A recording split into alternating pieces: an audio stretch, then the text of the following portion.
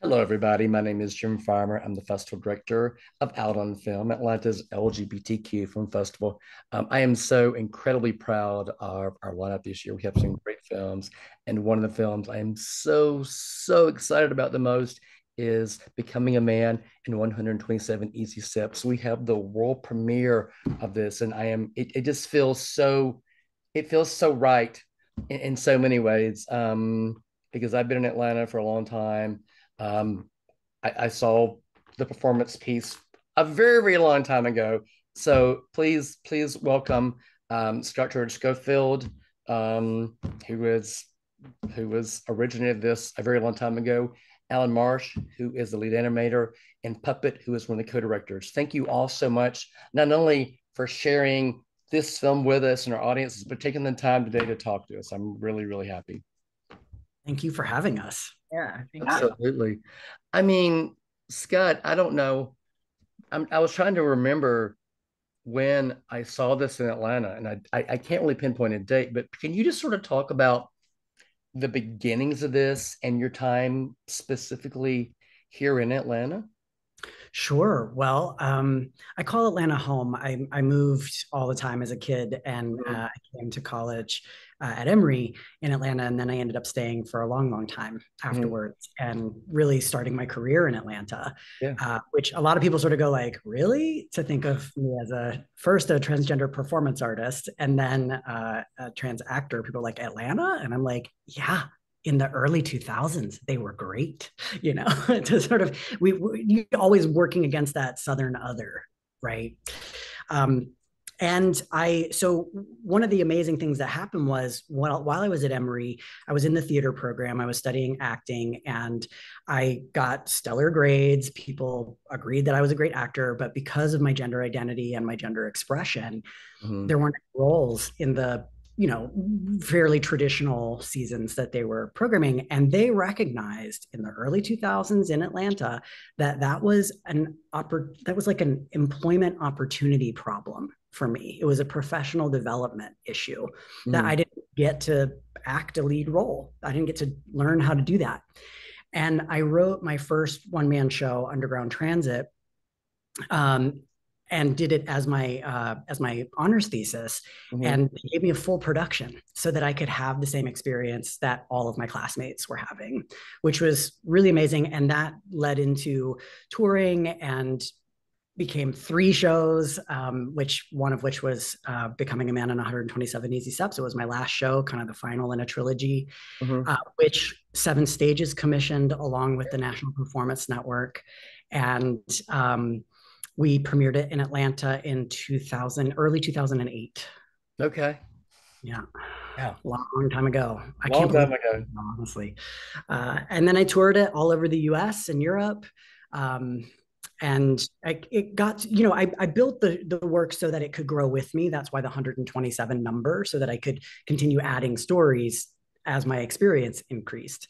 Mhm. And so that it would stay a relevant project for me as an actor at a time when I thought I would never get to act any other roles. Yeah. Um, and so it was interesting in 2015 when I made my television breakthrough on The Bold and the Beautiful. Outfest at the time had their first trans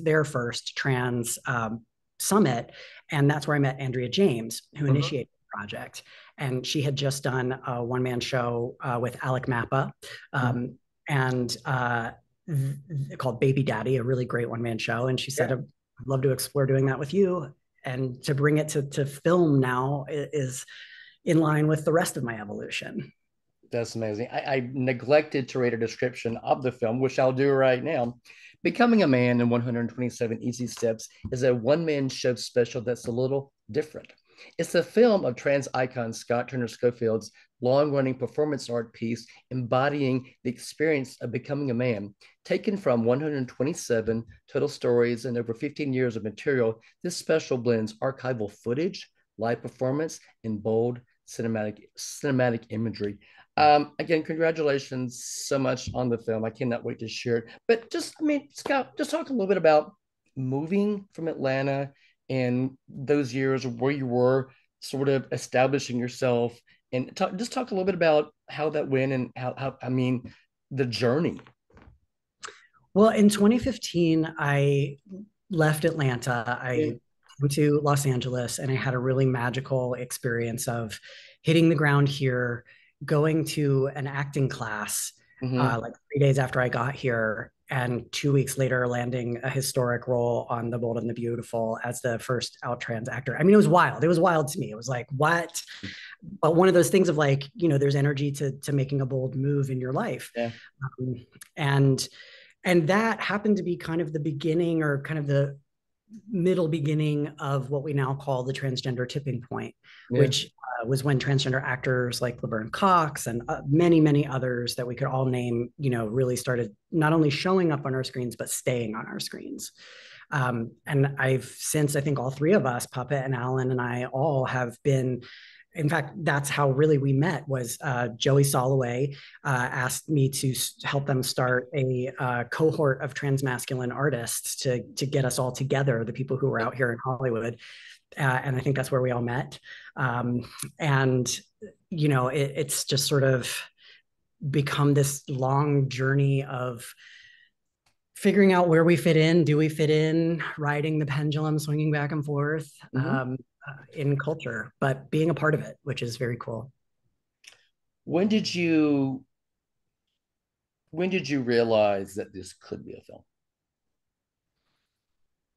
I always wanted it to be a film. I always just wanted to be a film actor. I wanted to be a movie Yeah. star since I was a child. Um, and I think I used to perform it hoping that someone would recognize that it should be a film, and plenty of people said it along the way. But it took Andrea, who really had uh, some experience with it, just saying like, let's actually do this. Let's go for it. Hmm. And then all of the community that backed it, and all the people who are fans along the way who also knew that it should be a film, coming together and helping us make it work.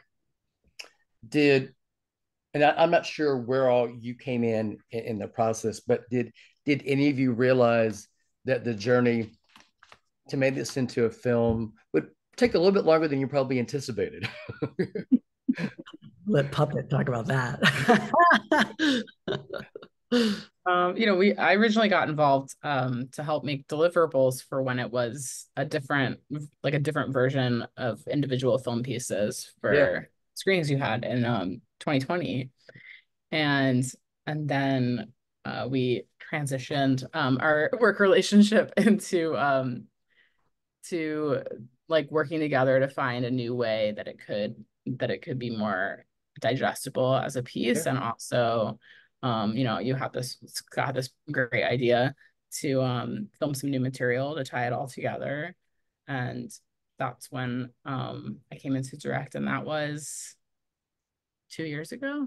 2022. Mm-hmm. Yeah. And yeah, I think that it has taken longer than we expected, but also like kind of everything inside this pandemic strikes like weird. Time is sludgy.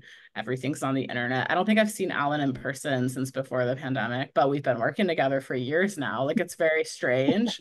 And but we pushed through, and it's done. I felt a little better about it once I found out that a lot of independent films take a long time, Yeah, exactly. so That especially when you're going for funding and all those things.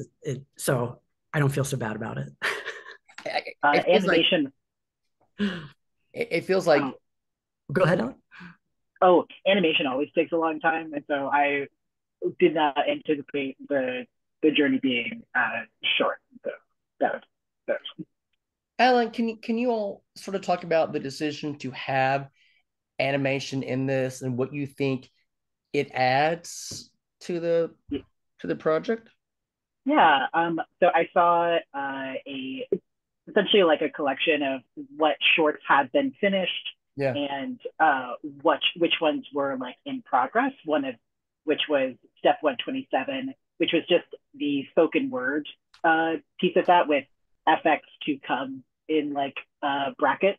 Mhm. And so when I was chatting with Scott about the project, I was like, if you haven't settled on the 127 step, it would I think it'd be really cool, like a Hedwig and the Angry Inch style, like really sketchy animation would be very cool to go there. And Scott was like, oh, do you want to do that? And I was like, sure. I went to school for animation in Chicago. I'm currently in animation production, and so it's been a minute since I had done the drawing aspect myself.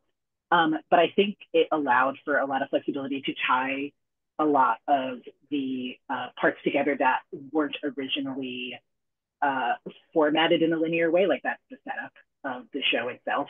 So it felt very honored to be able to help tie those things together visually. And I think also it, because so many of the steps have different mediums, whether they're a performance or they're like a specific like set, being able to expand that out to also animation to show that there are so many different like moods and aspects to a trans experience. That was a neat concept. I also want to applaud, I think, like in the opening of the film, there's one style of what the animation is doing. And then throughout the piece, it's serving a different purpose and it's a little different. And in step 127, it brings those elements together and it unifies, like, we introduced this kind of animation, we're doing it this way now, and now we're becoming a man. Yeah.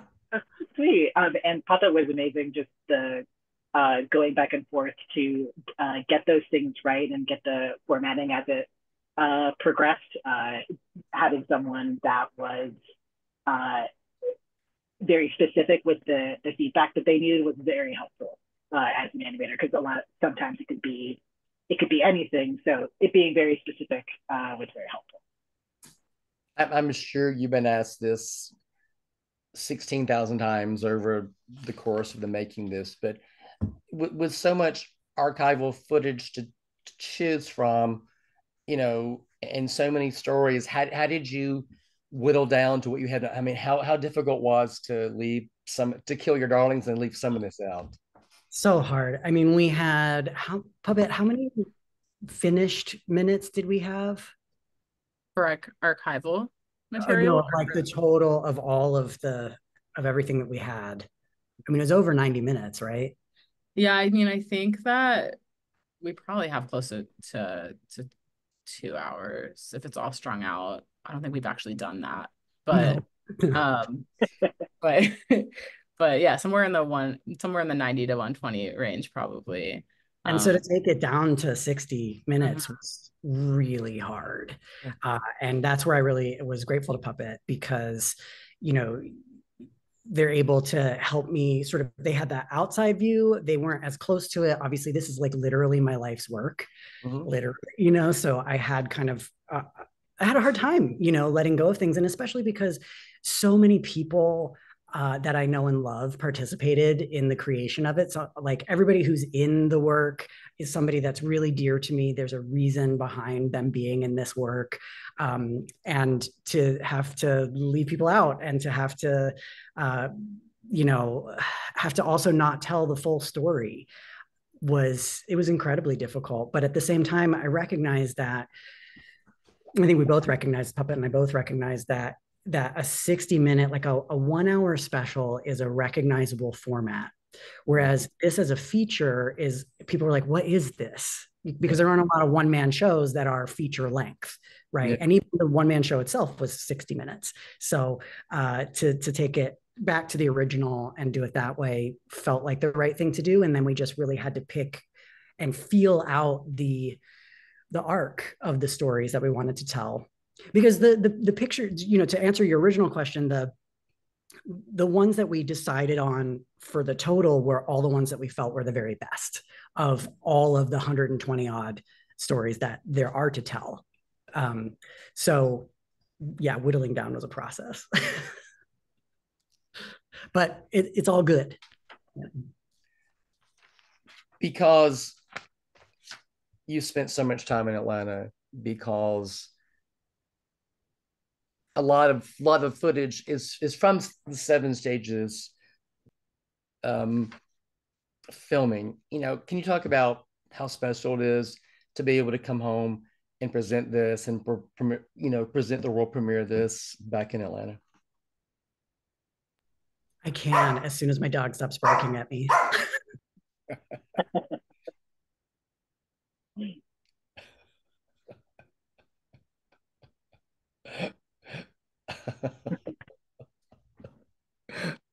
I'm like, honey, can you help me? I'm doing an interview.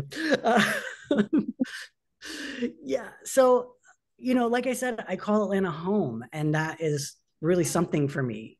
By the time I was in 10th grade, I went to 10 schools, right? So, home is a concept more than a plan. But it means something so important to me. And Seven Stages, along with I will also call out the Push Push Theater and Actors Express. Those three theaters did what theaters even now today won't do in the country, which was give a trans person telling a trans story the stage and give us full productions, right? Yeah. So they were doing that a long time ago, and it was sort of a no-brainer to bring it back to film it, especially when I also first got out to LA, I had the job of being a clapper, which meant that I was paid to go sit in audiences and clap. I've done it all. And I was like, I don't know enough people in LA to have a meaningful live experience unless we paid a bunch of clappers to do that. And while it might have been a much more interesting experience than Judge Judy was for me, I wanted people to be invested, and I knew that the Seven Stages audience would be invested and would bring that energy that you feel in the show. And so being able to come back to Atlanta for Out on Film is the next layer of icing on the cake. It's to be able to premiere this, to show it for the first time in a community that knows and loves me, many of whom will have seen the live show and have something to compare it to. It's really special, and I can't wait for actually getting to be there. That's so great. If I remember correctly, what was it, 2 years ago that you were in Covington filming? That's right. Was it the name of the film was They/Them? Okay. And Kevin Bacon and Carrie Preston. I really, but what was it like? I mean, Covington is technically part of Atlanta. Well, so much is part of Atlanta, but what's it like being able to come back and actually film a movie or help get a film made, back in these parts again? It was very cool. I mean, it felt like, so I executive produced They/Them, yeah. And it was a real homecoming in a way where I felt like, wow, I've achieved something that I never dreamed that I would achieve, like to be executive producing a film starring Kevin Bacon and Carrie Preston and Anna Chlumsky and Theo Germain. Wow, right? But in some ways, bringing this back, Becoming a Man in 127 Easy Steps back to Atlanta in this form feels even deeper. Exactly. I'd like to ask all of you this because, I mean, obviously we all know this, but we're at a scary time, right now with so much anti-LGBTQ, anti-trans, anti-drag sentiment, across the country. It's very scary times. Why is it so important to have this project right now at a time where there is such sentiment from so many people across our country? I know my answer, but I'm curious about with my colleagues. We've had many conversations around this, but what would y'all say? Well, the first film that I saw that had a trans masculine character was oh my gosh, it's completely Hillary Swank, Boys Don't Cry, and having that be sort of the only context that I had for what a feature could look like, made for a lot of what felt like really lonely and hard decisions. So I think being able to get specific about someone's trans experience that also includes comedy and also includes the hard things, I think that that's a lovely way to signal to the folks that are looking for what could a future look like, that it is, that you're not alone, that it's possible? I think it's really human, and there's these pieces, there's stories in it that are the trans experience, and then there's stories in it that are like, I'm a person doing stuff. And so it, I think, makes, you know, Scott is very relatable, charismatic. He's telling human stories. And also, like, in spite of being a one-man show, there's mentorship for Scott in it, and Scott becoming a mentor to other people. And there's this connective tissue that a lot of, like, I don't know, it's showing transness in community, even though he's alone on stage, because he's like never, he's not actually alone on stage. And so it feels like it's doing something important that a lot of media sometimes misses, that like we're not in isolation, we find each other, and that's how we survive this. And this film is like a reminder that in spite of all of this political stuff going on, like, we're community, and we reach up and we reach down and help each other. Yeah. God, I could not say it better than that, but I have to say something. God. When you said the thing about like that I'm not alone on stage, I got chills, because that is what is so true. And you know, Becoming a Man in 127 Easy Steps was censored. I've been censored twice as a performing artist because of the trans content of my work. Once in my hometown, Charlotte, North Carolina, with my show Underground Transit, and once in Tampa, Florida, with Becoming a Man. And the impact that, especially the second one that happened to this show, had on me, I unpacked for years.